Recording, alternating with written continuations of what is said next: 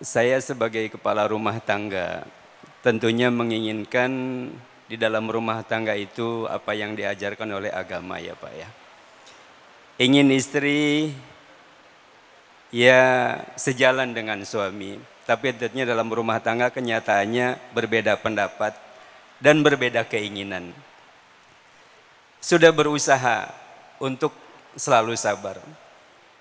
Saya mohon bertanya, apakah dengan berusaha kesabaran ini, apakah nantinya akan justru menuju ke surga? Mohon. Assalamualaikum warahmatullahi wabarakatuh. Waalaikumsalam warahmatullahi wabarakatuh. Pertanyaan menarik dari Pak Heri, ketika banyak ketidakcocokan, ketidakkesamaan, lalu juga dengan berdoa, apakah ini juga bagian dari jalan menuju surga? Ustadz Muhammad Nurudin, silakan. Baik, ini pertanyaan yang saya kira mewakili ya. Mewakili para suami yang menderita gara-gara perempuan. Tentu bukan ibu-ibu di luar sono, di sono. Saya pernah membaca buku, Pak. Itu isinya adalah kumpulan kisah para wali yang diuji dengan perilaku biadab para istrinya. Saya mau ceritakan beberapa aja supaya menggambarkan bahwa kadang-kadang, Pak, Bu, yang kita terima di rumah tangga kita kagak ada apa-apanya dibandingkan mereka itu. Dan ini memberikan pesan apa? Kalau ibu atau bapak diuji oleh pasangan semacam itu, yakinlah bahwa itu adalah jalan dan pintu kewalian. Bapak bisa jadi wali bukan jalur ibadah, Pak. Jalur penderitaan, Iya, saya tidak mengarang-arang. Ada seorang ulama besar di Mesir namanya Syekh Ali Al-Khawas. Gurunya Imam Sya'rani. Saya baca kisah hidupnya dari mulai malam pertama sampai sebelum wafat istrinya. Tidak pernah ada cerita tidur bareng sama bini dalam keadaan damai. Astaghfirullahaladzim, gimana itu? Gurunya, muridnya beliau Imam Sya'rani dikasih sama Allah ujian yang mirip dengan gurunya. Istrinya tidak berakhlak.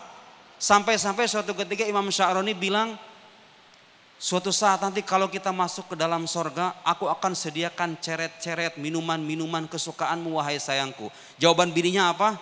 Demi Allah aku tidak pernah berharap masuk sorga dengan kamu. Istri ulama, Bu, gak berharap katanya masuk surga sama suaminya. Segitu bencinya, dibenci sama istrinya. Ada yang lebih parah, Pak. Ulama lain namanya kalau nggak salah Ibnu Ajibah, Imam Ibnu Ajibah atau ulama lain, saya lupa.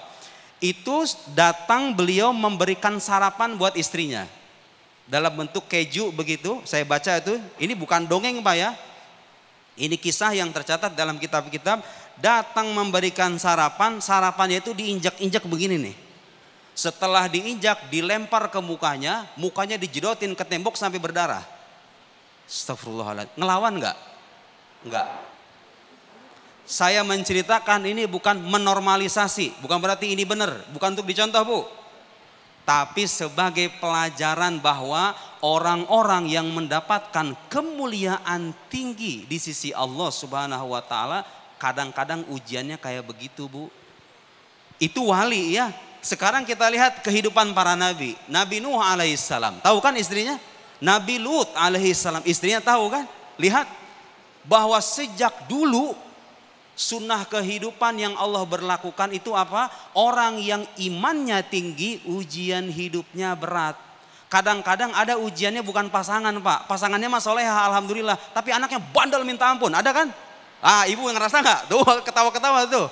Ada kan? Jangan khawatir, Pak. Ini orang beriman dalam keadaan apapun tidak akan pernah merasa pesimis dalam hidupnya. Dia melihat segala bentuk kepahitan hidup itu sebagai cara Allah mengangkat derajat. Bukan menistakan kita.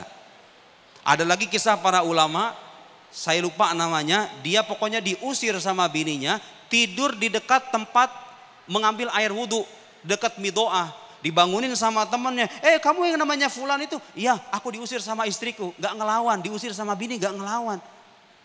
Wali besar. Artinya apa? Ibu kalau diuji sama suami yang kebetulan akhlaknya tidak mencerminkan kemanusiaan. Kalau bapak diuji dengan istri yang semacam itu, agama mengajak kita untuk bersabar dan menerima ketetapan itu. Siapa tahu kita masuk surga bukan karena sholat sunnah, bukan karena bacaan Al-Quran, tapi karena kesabaran kita dalam rumah tangga kita. Sekian. Baik, terima kasih Ustadz Muhammad Nuruddin.